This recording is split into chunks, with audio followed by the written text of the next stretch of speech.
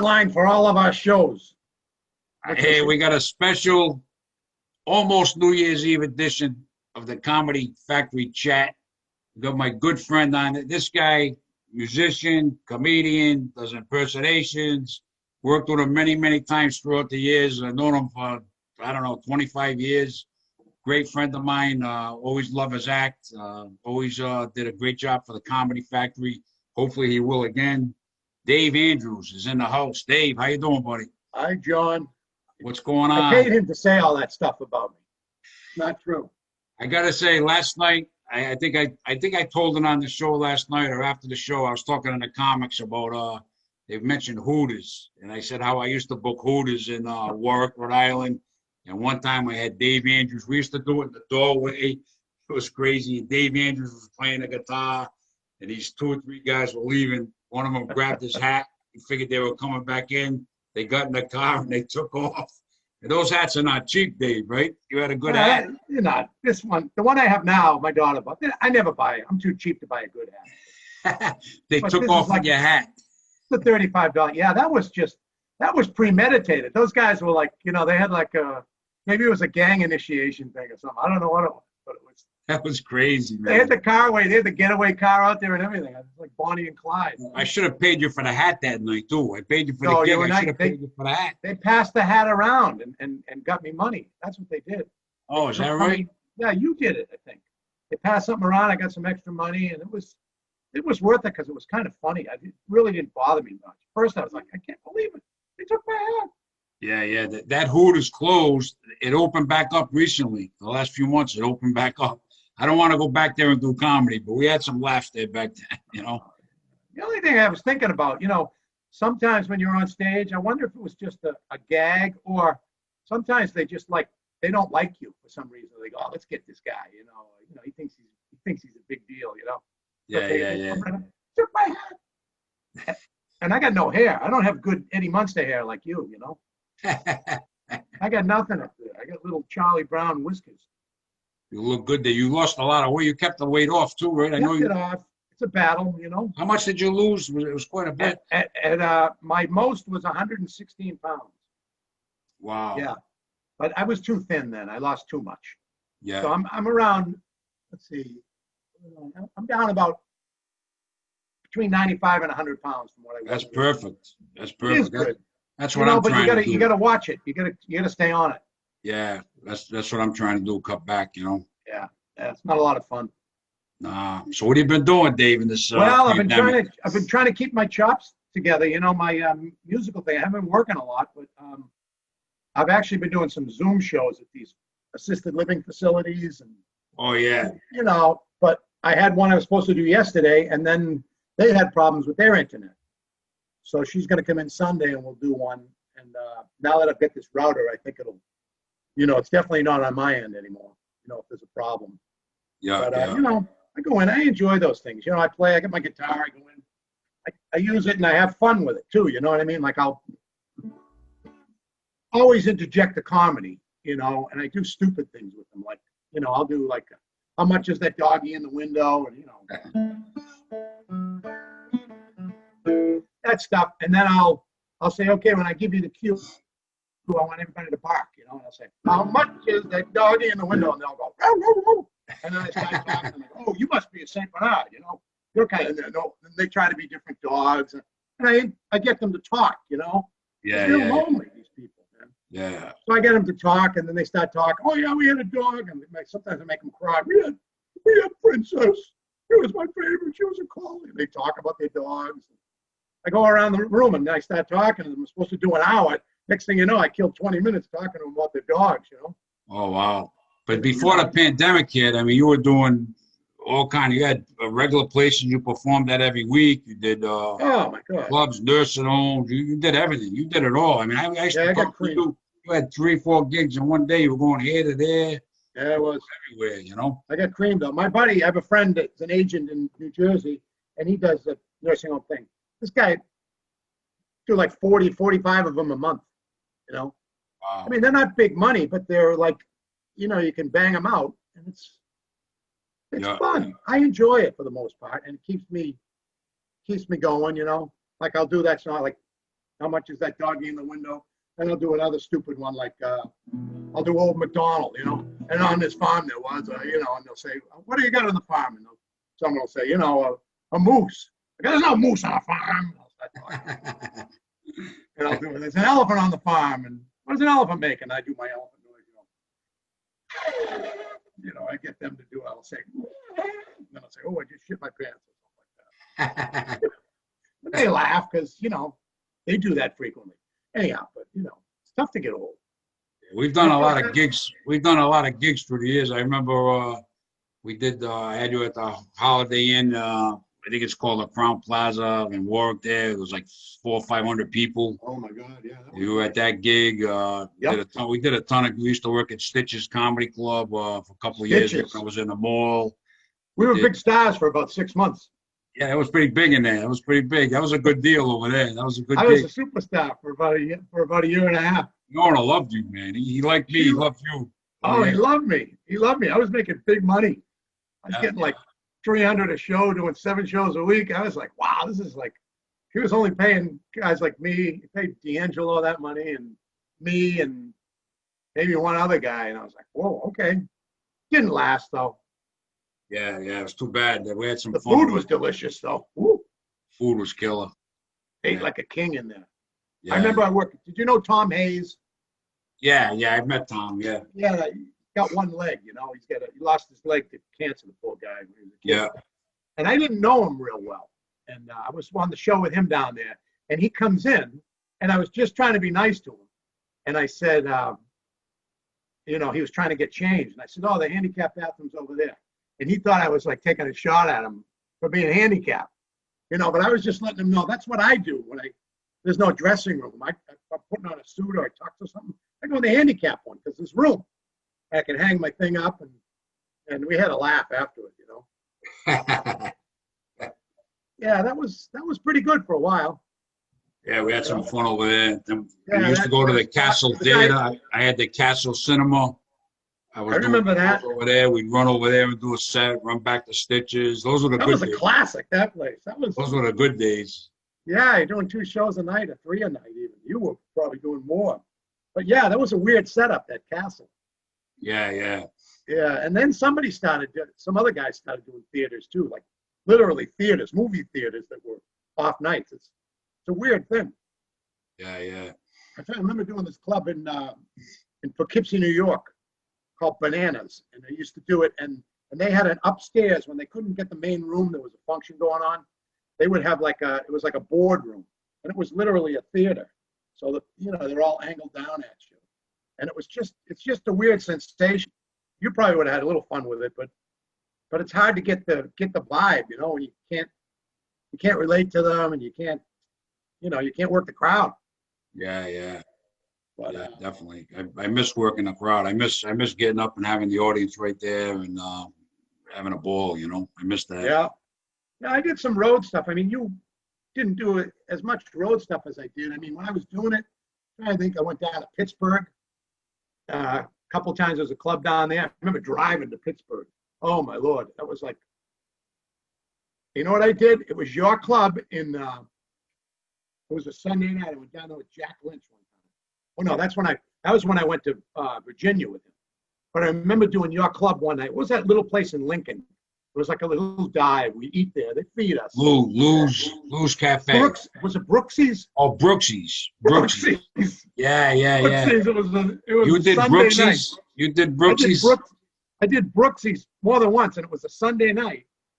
I remember, and we did the gig, and then drove right from there, and then drove all night to either Virginia or Pittsburgh, and got there like 3 hours before the show. Just got in the hotel, took a nap, made sure we got woken up so we didn't oversleep. I remember going on stage like I was on drugs or something because I had no sleep, and you know, and it was like a Sunday night crowd, which is not like, as Johnny Perrotta would say, feel the electricity. You know, it was like there was like none in the room on a Sunday night sometimes. You know what I mean?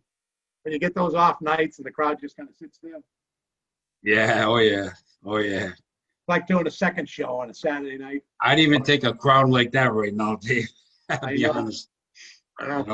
I think we got and you were performing regular every week gigs. Like you had Yeah, I had lounged. I had pub gigs in Boston. I feel bad for them. I got to get in there again and just see if they work. A couple of places closed. I don't know if permanently, just temporarily, but it's brutal. yeah, People got whacked, but I'm not going to sit here and whine about it. yeah. A lot of places, like of course, I told you, Spiritos Restaurant, which we Oh yeah, loved that. The owners were great, and they closed November 22nd. I felt so bad for the family, and so they were great guys. They always took care of the comedians. They always made sure we were fed. It was a great place to perform. It was when they were on Broadway in Providence. We did it upstairs, the little room, and then they moved to the Kelly Gazzaro Post, the bigger room, and they were always treated us good. that was great. That spirit. You could like walk across the middle of the room, right? Wasn't there like people would walk across the middle of the room to get to their seats when you were performing? Oh, in the smaller room? Yeah. Yeah, it was small, yeah. It was like wasn't it a funeral parlor before? It used to be a funeral home. Yeah, and they had a room upstairs, like 50, 60 people, and we used to do it in there. We used to have a lot of, I was there like, I don't know, 6, 7 years. Had that spiral staircase going up. Yeah, that was tough to bring the sound up there, let me tell you that. It was heavy. Yeah, but now that you're light and strong, you're good. Oh, yeah. Then when they moved to Kelly Gazzaro, that was great. That room was great. Yes. I was really disappointed for them and for us, for the comedians. Is that the one that had the bocce quarter, or is it did you do a bocce club too? That's Spiritos on Broadway. They had the bocce. Yeah, but they had a bocce club there too, right? Yeah. Like outdoor thing, bocce. Yeah. Yep. It reminds me, we were talking about that, the dead crowds. I remember doing the old, what was it called? Ronnie Sava. He had the Comedy Palace. They had it up on Route 1, on 93 in Andover. But he had another one in Worcester, and it became Dick Doherty's too. And then Sava took it. But there was sometimes on the Saturday night that you'd have the second show, and there'd be hardly no one there, and they put the divider across, So it was just enough for 20 people, and there'd be like 5 or 7 people in there, spread out in the whole room, Jeez. And you're going on stage and you're tired to begin with. The crowd is not great. Really tough when you got to do 45 minutes like that, and they're drunk and maybe yelling things at you, Yeah, I remember once doing Catch a Rising Star. And I guess the feature didn't come, or they didn't book the feature. The manager said, "Can you do an hour?" It was me and the host. It was like 25 people maybe or something. I did 55 minutes. To this day, I don't know how I did that because.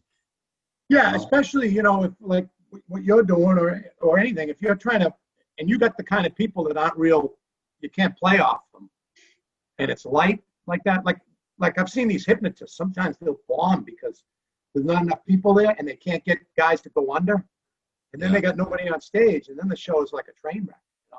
Yeah. I had one set in the last bunch of years. I had just a bad night. I was on a Friday night for Dick Doherty and his wife Kathy. There was the Howl Over the Moon. Remember that place underneath? They had a club. Yeah.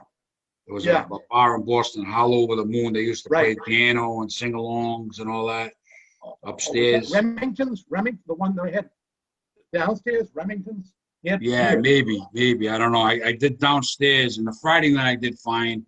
Saturday night, my son came and his friends and this and that, and it wasn't a big crowd, but I'm going to be fine, I always work the crowd, and I don't know if I was nervous. My son was going to be moving away. He's traveling around the world. He was going to be leaving for 6 months. I had a lot on my mind, but the crowd was just, I couldn't get. Usually I can work the crowd, like talk to people, get stuff out of them, come up with funny stuff. That night, my son was there with his friends.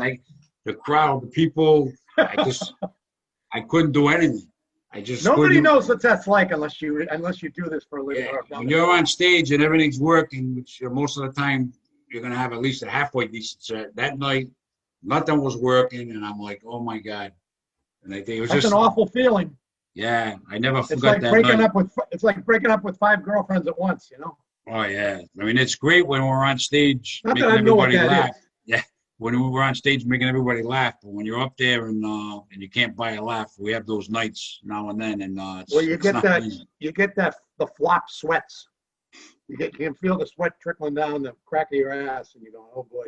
Yeah, I mean, usually if one joke doesn't go well, the next two will go, and whatever. But when like Or you can five get don't somebody go, that you can get somebody to empathize with you and understand it. I mean, Johnny Carson made a living off of bombing. He'd sit up there, and when his jokes bombed, he got more laughs by doing a tap dance or making fun of it. Yeah. But yeah, it's not a good feeling. Never is. Never will be. Nah. But I've always seen you do well, Dave. All the times we had you. Well, even when it isn't going well or going, what's funny? Sometimes you come off and you'll feel like, oh, I didn't do very well, and then people will tell you it's great, and then other times you'll go up there and feel like you did great, and then, they won't think you did great, or whoever booked you didn't think you were that great or something. Yeah. It's like, or you get, sometimes when I was trying to get in with these bookers across the country, they evaluate you, they have all these check marks, like you go on a job interview, and I would always get crowd reaction, like, 10, crowd, and then originality and material, I'd get like a 3, all this crap, I'm like, the crowd's like you, you're doing good. What else matters, And I don't know. I book stuff, and if a guy got laughs, he got laughs. I use him, and Exactly. But some of the bookers, like I do crowd work. Some of the bookers like that, or you do a good job, and other bookers, I can't book you because you do crowd work. That I kind of let go of that for a while. It bothered me, but what are you gonna do? Yeah. I mean, Nothing. some guys don't. I don't like musical comedy. I don't want impersonations. I don't want this. Some bookers, Yeah. Like I'm not picky. If a guy's getting laughs, whatever he's doing, if it's crowd work, music, impersonations, regular stand-up, I don't care. If the guy's I'm not picky. I like brunettes, blondes, small women, short women. Whatever, I'm game. Go ahead, I'm a joke. My wife told me she was game, so I shot her. That's a good one, Dave. Henny Youngman told me. I talked to Henny Youngman on the phone one time. No, you didn't, did you? Yeah, I did. I loved Henny. How'd you talk to him on the phone? I bought some memorabilia stuff from him. He has these things. I still have them. He had like a 13-inch ruler. It said, Henny Youngman, everyone can use an extra inch. And it said, King of the One-Liners. I still have it. It's like gold plated. And he had all these other stupid things, like a big eraser that said, make no mistake. MISTEAK. Make no mistake. What did he say when you talked to him, Henny Youngman? He said, oh, and when I did, you know what? He called me back, collect. Are you serious? That's how cheap he was. Yeah. I'm out in the yard. My wife says, it's Henny Youngman, collect. I said, I don't care. I'm going to take it. It's Henny Youngman. So I come in and I got on the phone, and he had like another guy on the phone with him just to make sure I wasn't a smart aleck or something, And I said, oh, Henny, I read your book. And he said, oh, yeah, who read it to you? That's what he said. Who read it to you? And then I said, I was trying to get him. He was playing up on the North Shore. I wanted to open for him. That's what it was. And that was another thing. Oh, no, I'm all set there. And then I told him I'm a musician. And he says, oh, really? I play the violin. And I say, yeah, I know. And he starts singing. He goes just like this. He says, Mona Lisa, Mona Lisa. And then he says, oh, I forgot the effing words. Oh. And then he said to me, oh, I got this stuff. He said, send money. I don't work for charity. So I sent him like $50, and I got this thing. And make no mistake, I got a 13-inch ruler, and I got this other thing, a diamond pin. It was a dime, and it was soldered to a safety pin. Here's my diamond pin. It's just silly stuff. He had another thing called My Pride and Joy. It was like a card, and it had a picture of Pride dishwashing detergent and Joy dishwashing detergent. Here's my Pride and Joy. He's crazy, huh? I loved Henny Youngman back when I was a kid. I used to watch him on Ed Sullivan and different things. Yeah, he was funny. His book, it's a good read. If you ever want to read his biography, he has a whole section in the back just on how to be a comedian. Not so much how to be a comedian, how to handle the business end of it. and what to do and all the mistakes he made. And like, it's pretty cool. I don't know if it's as applicable today, but his big thing was stay on the phones, call people, work the phones, you know. Yeah, Which he yeah. probably did. He stayed busy. Yeah, that's what I did locally in New England. I mean, I was always on the phone. Of course. That's one Still thing I doing don't miss. I was on the phone. My phone was going off, ringing, text, guys looking for work, places looking to book a show. I'm more relaxed now. I mean, I miss doing the comedy, but I'm more relaxed. It was crazy. You know what I mean? Yeah. And I was running open mics and the whole, you know, I was 6 nights a week. I was over, you know, so my phone was going a lot. That's why you're busy, though. That's why you gotta. Nobody does it for you, man. Even if you're good, and you are, you gotta push yourself. You know. Yeah. Sometimes I get tired of it. You know, calling, hey, I'm really good. Book me. You know, it's like, just book me. You know.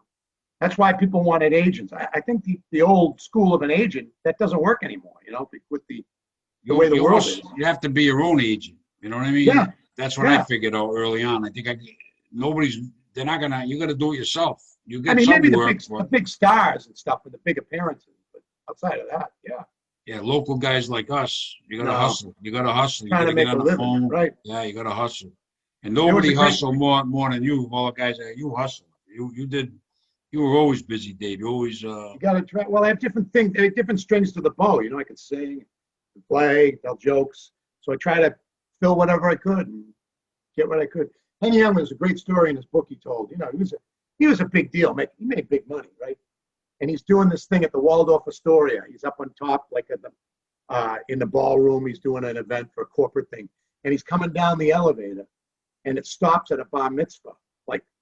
And a guy calls him out. He says, "I want you to come in and tell jokes for like 10 minutes on the elevator." So he stopped. He got off the elevator, went in, told 10 minutes of jokes, got $150, got back on the elevator, and kept going down. I thought that was classic. You know, he doubled up on the elevator, you know. He was crazy. Yeah, I did a fair amount of road work in the day, you know, doing like I said, Pittsburgh, driving down there. I can remember being so broke down there. They had a comedy condo. It was like the Funny Bone. And I had to, I got up and I didn't have any money, and it was Sunday. I'll never forget. And it was a warm weather. It was spring or late summer or something. And I'm walking through the city and the town, and there's like churches, you know, have those like church fairs, church suppers, you know, where you can, after mass, they would congregate and have donuts or a meal. And I was like, I am broke and I'm starving. And I walked in and I'm like, oh, bless you. See, and there was like a turkey dinner, you know, I'm sitting down. All these people I didn't even know. And I'm eating like a slob. Oh, thank you. Yeah, and I had to listen to, you know, guy talk a little bit and stuff my face. I put a couple of pieces of cornbread in my pocket and left. that was one time in Pittsburgh. And then there used to be a room in Allentown, Pennsylvania. This guy named Steve Bix used to book us. He was a tough guy too. And it was not like Spiritos, but it was different. They had a cash register right in the middle of the room. So it was like a V and a cash register. And then the ever-present blender. You know how that blender goes on right when you're telling a punchline? That they put the drinks in and the ice and they go, you know? Yeah. So it's like, so these two guys walked into a bar. Ching, ching, ching, ching, ching. You couldn't, and you had to work this side of the room and then work the other. You know, it was hard. Oh yeah, I never like split rooms. Like sometimes I'd go in and have to do a party, and it'd be a giant dance floor all the way, and one side is one group, another side. I did some big ones. Another side there's another group people, and you're in the middle, and you got to look to them, and you got to go over there. That's a hard gig. That's one of the toughest setups I found for comedy. Or like, you know, those big theaters, that theater in the round where the guys spinning around. Yeah. You're doing that. I couldn't. But yeah, working a room like that, it's hard, you know. You gotta. Oh yeah, because you're over here talking to this guy, and now you're looking over there, and you're trying to and you got to do 45 minutes in a room like that. Some comics, if they just do all material, they can do it. With me working a crowd, it's a tough room to work. You know? Not only that, but it's hard to go over. It's hard to go over with a crowd like that. You know, yeah. you can't win it. But I used to like those gigs. You know, I get down there and would stay in the. It was the best fun was hanging out with the comics. I was always guys from like New Jersey or wherever, mostly guys from New Jersey and New York. And after the show, especially Saturday night, we'd get in the room and either have a cigar or a drink, or we'd go to a diner. And the best time was doing what you and I are doing now, just BSing and laughing, you know, and reminiscing about the shows, or just telling war stories, or, you know, making stuff up, you know. That was some of the most fun times we had. Was all the comics hanging out before after the show. I mean, I could probably list 10 guys off the top of my head that I haven't seen for like 15 years. I met them maybe 2 or 3 times because I worked with them. But I had a great time. You'd spend a weekend with a guy, you know, because we're around during the day, and then there's no one around. You catch a movie, or you go to the club, you know, you can get in trouble because you got nothing to do. Yeah. And some of the places you'd get fed, some you wouldn't, some you get half off. There was a room up in Albany, New York that I did all the time. And I think it might, no, it's not there anymore, but it was a good room. You know, he'd put you out, you'd do 4 shows. Half the time he would cancel the second show Saturday night because no one would be there. But then sometimes he'd make it go, you know, with like nobody there. And it was like totally dark. And you'd just be up there, and I'd be doing I used to have, you remember when I do a Frank Sinatra routine, I had the cigarette and everything? Yeah. I'd light a cigarette. You can't do that anymore. I'd have a guy turn around, I'd goose them. You know, you can't goose people. And you know what I mean? Yeah. I used to bring people up on stage, bring a guy on stage and do a bit with him. And now I ain't be able to do that for God knows how long. You know what I mean? No. And after the shows, I would shake the dinner shows. I'd shake people's hands. Thanks for coming. God knows when you're going to be able to shake somebody's hand again. I mean, it's crazy. It's crazy. What we knew is not the way it is. You know what I mean? No. Not the way it is. And it's kind of sad. You know, I mean, who knows when, you know, things can get back, you know? I was telling you about that down in Virginia when it was Virginia Beach. Yeah, Virginia Beach. I went down with Jack Lynch. I did it a couple of times. But the people that booked the club were like devout Christians. It was weird, you know, super Christian. You could drop all the F-bombs you wanted, but you couldn't say God damn, or you couldn't say the word Jesus. And I never did it because I knew. There was one guy in a very clean act. And I remember even Bill Campbell, you know Bill Campbell? Yeah. Really clean act. He got in trouble down there. Like Bill Campbell got in trouble at the place. He's got like a family act. Well, you can get up there and go, F this, and you mother F and all this over and over. No problem. But you say the word, you take the Lord's name in vain, you're in big trouble. Of course, and then we just eat the cheap pub food too. You know, it's crappy food, like a crappy hamburger. Yeah. I can remember one of the guys, he had like a hot plate in his hotel. We stayed at like a Ramada Inn, and I go over to his place. He had like one of those Asian noodle things, you know, ramen noodles, you know, noodles. Yeah, like that. The only thing worse than that is Kraft macaroni and cheese, right? That was the other cheap thing you could eat. I worked with this guy. He loved me when I was on the Cape. His name was Dick Martin. He was an old vaudeville guy, right?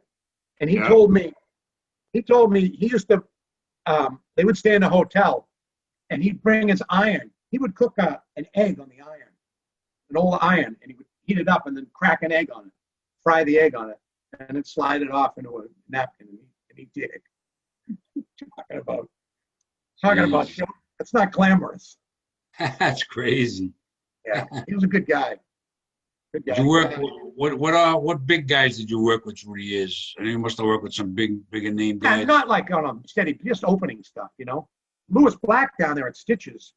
Yeah. I remember working with Lewis Black, and he was actually a really nice guy and complimentary. You know, the thing that amazed me about him was when he went on stage. I don't know if you were there that night. He was really angry because that setup in that room was terrible.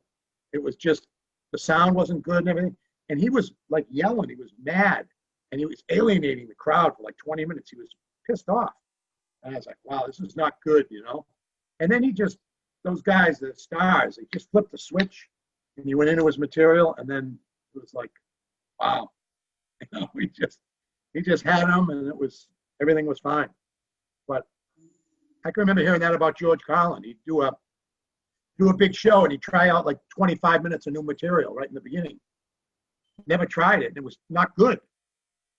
And people were sitting there like, I want to hear George Carlin, 7 Dirty Words, and all that stuff. Then he'd go into that after a while.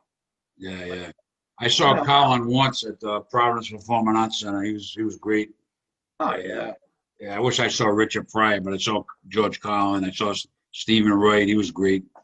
Stephen Wright, he's a funny guy. I saw John Perrotta several times. You saw With that his guy? clothes on too. Way more Crazy. expensive with his clothes not on. But, we had fun. Yeah, what I'm doing a lot right now is I'm working on not so much the comedy thing, probably not at all, but I'm working on my musical skills, and I'm studying. There's a lot to music. I mean, there's so much to arranging and being able to hear it, play it, and let alone get the gigs. I talked to my friend in Jersey. I mean, the hardest thing is we got to spend our time getting the gigs, and you can't really, being able to perform is good, but it's not so much about. I mean, yeah, you got to be good, but you got to get the jobs. Yeah. My phone used to ring quite a bit, Dave. And if I couldn't do the show, I'd call you or another comic. I'd book other comics, so I got work for other guys, myself. My phone hasn't rang literally in months. It's unbelievable to go from steady calls coming in for work to absolutely nothing. The pandemic just leveled everybody. Healthy.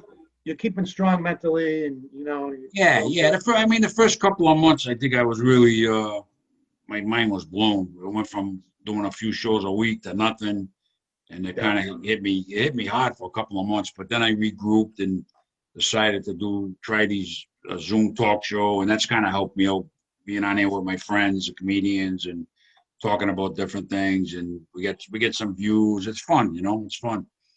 So, yeah, it keeps you in it, keeps your client base engaged. Yeah, trying to stay in the game, and hope till we can get back, Yeah, I don't know what's going to happen, or when it's going to happen, but things are going to break sooner or later.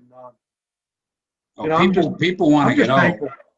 Yeah, people want to get out and laugh. It's just going to matter when, They do. Yeah. That's the big question, man. So, I just take it a day at a time. Basically, much I can do. Try to get some unemployment money. Yeah. Well, do something now. You got a little something you can do now, Dave? Yeah, let's see. We'll do a little something. You always make me laugh. You always made me laugh. I'll have a blue Christmas without you. I'll be so blue just thinking about you. Well, I'll go play for the older people. Just do like the Green Alley. I used to do this one silly song, 7 Old Ladies. Actually, I don't do this for the old people because it's a little too risque, but it's funny. Oh dear, what can the matter be? 7 old ladies got stuck in the lavatory. They were there from Sunday to Saturday. Nobody knew they were there. I get them to sing on la la la, la la la, la la la, la la la la la la. Now the next old lady was old Mrs. Draper. When she went in, she couldn't find the paper. The only thing there was a Blickley scraper. Nobody knew she was. Now the next old lady was old Mrs. Pender. She went in to adjust her suspender. She got herself tangled with the basket. Nobody knew I was there. It's good if they're drinking. They'll sing along, 7 old ladies got stuck. Now the next old lady was old Mrs. Mason. She had to go bad, so she went in the basin. And that was the water that I washed my face in. I didn't know she was there. And it's so dear. What gotta meet that old lady got stuck in the lavatory. They were there from Sunday to Saturday. Nobody knew they were there. You know, I just do silly stuff like that. The old stuff, get somebody out of the crowd. You know, I used to do the thing where I forgot about it. Somebody reminded me the other day. I'd drop my guitar pick, you know, and say, "Oh, can you get that?" Bend down to get it and make a fart noise or something, you know. You know. You always had a lot of good one-liners. You're mixing the songs with the one-liners. Yeah, you got to stay on your feet and keep it loose, you know. I sing, try to be serious a little bit, but then if it gets too serious, you gotta goof around, you know. Have some fun, do some impressions, you know. Keep it light, and then maybe not make it so that it's all about me and how great I am. Make it with the people, you know. Get them to enjoy it, enjoy themselves. Have some laughs. Yeah. But yeah, you do have to have an act too, you know. I mean, when you're out in front of that, when you're doing a big show, you know, and it's hard to do the crowd. You got to have some jokes. You've got jokes, you know. Yeah. When you've got to do jokes, you got to do jokes. Then you can work the crowd.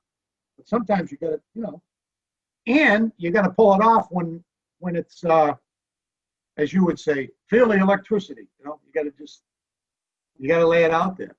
That's when you come off the stage and you're like, okay. That's what I mean about doing those second shows.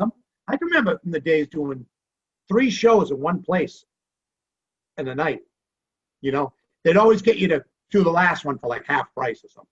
You know, you get 2, and then 1, or you get you know $2.50 and then $1.25. You know, but yeah, it was better to get $1.25 than 0. yeah. Worst thing, I go, oh, 2 shows, $2.50. Like 2 shows should be 500. Well, no, okay, the 1 show. Gotta take what you can get sometimes, Dave. Yeah, I had to go. I went out to Chicago one time for a month. Chicago, I played this one place every night, 6 nights a week. Wow. And it was off a guy from the Cape, and I had to room with this guy that was like a crazy person. He delivered pizzas for the place, and he was a Vietnam vet, and he was nuts. He was nuts. I mean, he had like archery and guns on the wall, you know, and he wasn't real friendly. And I was like, oh, this is not good. I just like stayed in my room and just like, you know, make sure I kept the kitchen clean. I was not happy. I was glad when that was done. A month. Oh, man. Yeah, I think I came home after 2 weeks and then I went back.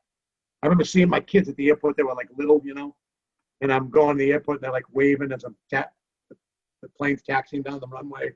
And I'm like crying like a chick, you know. I'm like, oh, I don't want to go. I want my mommy. You know, the money was good at the time. Then I remember the guy that booked me had told somebody else, oh, they said he wasn't worth the money. I'm like, whatever. You know, get it when you can, you know. Yeah, you always did a good job for us. Yeah, I did. I tried, you know, I did. Okay, you know, it's a different, when you go in a different part of the country too, especially, it's a different culture, you know, different people, you know. I mean, that's why you can take a guy who's a good regional act and you put him on a cruise ship and he might not do so well. Yeah. Put him in the Midwest. It's hard. I think cruise ship, I've talked to some cruise ship guys. What are they going to do, you know? I mean, is that going to come back like it was? Maybe not.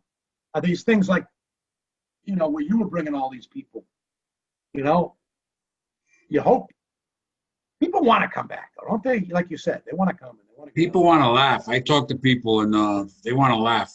You know, they're just dying to get back out and laugh. It's just a matter of when things can be safe, you know.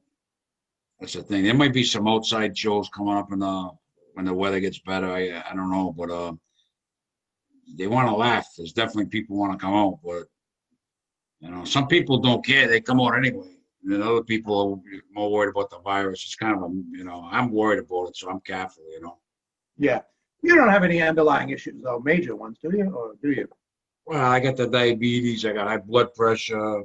Oh, I guess. Battling the weight. I got someone that I wouldn't want to get the virus, put it that way. I wouldn't want to chance it. I wouldn't want to chance it. One of my dear friends, him and his wife have it now.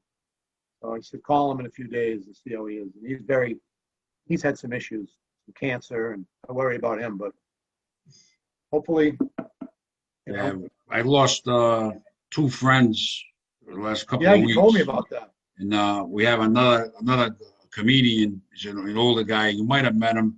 Did you ever do the Whaler Inn? You did tell me about that. I think I met that guy once. He was 71 or something, right? Anthony Yeah. Richards. He's fighting COVID now in the hospital. So we said a prayer for him last night, and hopefully he'll be pulling through. You know. Is he on a ventilator or is he? I think he's fighting. I don't know. He's fighting COVID in the hospital. It's just, you know, God willing, he pulls through. But it's tough. You know, it's a tough situation. You know. Yeah, it is. I mean, some people don't take it serious. Some people take it. I probably take it too serious. Some people don't take it serious. It's serious. I think it's pretty serious. People are dying. People are dying. It's serious. Yeah, that's what I say. You know, it's nothing to joke around about. Nah.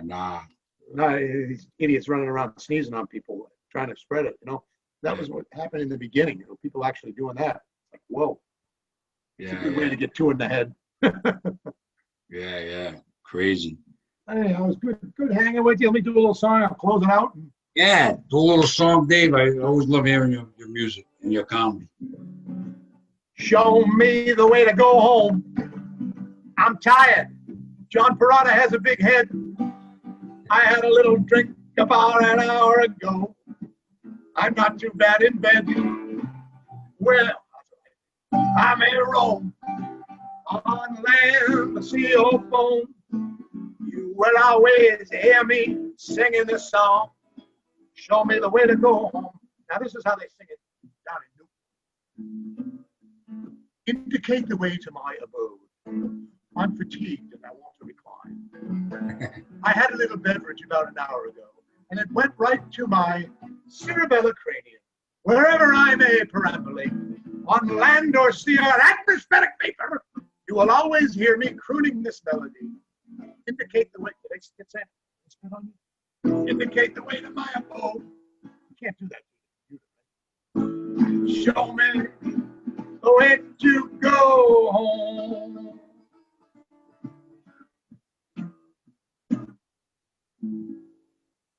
Thank you, John. You stay well. Davey. Yeah, happy New Year. Let's hope for a better 2021. It's got to get better, right? Thank you. Thanks for having me. Yeah, I don't get to look at you anymore. I don't get to look at your handsome face anymore. We love having you on, Dave. We love having you on. I love having you too, John. Take care.